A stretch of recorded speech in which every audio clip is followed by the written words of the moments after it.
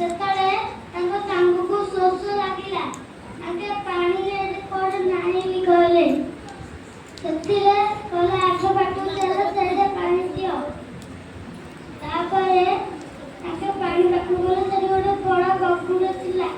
ତା ଥଣ୍ଟ ବି ବଡ଼ ଆଉ ତା ପକ୍ଷୀ ବି ବଡ଼। ସାଙ୍ଗମାନେ କହିଲେ ତମେ ଯାଅ ପାଣି ପିଇକି ଆସ, ମୁଁ ବଗୁଡ଼ ସାଙ୍ଗରେ ଖେଳୁଛି। ତାପରେ ସାଙ୍ଗମାନେ ଯାଇସାରିଲା ପରେ କୃଷ୍ଣ ତାଙ୍କ ସାଙ୍ଗରେ ଖେଳି ସାରିଲା ପରେ ବଗ ତାଙ୍କୁ ଗିଳିଦେଲା। କୃଷ୍ଣ ମହାପୁରୁଷ ତା ପେଟକୁ ପେଟେଇ ସାରିଲା ପରେ ଆଁ କରିକି ଛାଡ଼ିଦେଲା। ସେତେବେଳେ ତାଙ୍କ ସାଙ୍ଗମାନେ ଖୋଜୁଥିଲେ। ତାପରେ କୃଷ୍ଣ ଆଇଲେ। ତାପରେ କହିଲେ ସାଙ୍ଗମାନେ ଚାଲ। ତାପରେ କହିଲେ ତମମାନେ ଚାଲ, ମୁଁ ଯାଉଛି।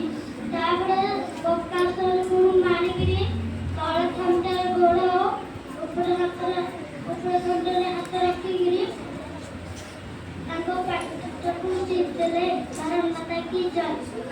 ସୁନା ଭାଇ। ଧନ୍ୟବାଦ।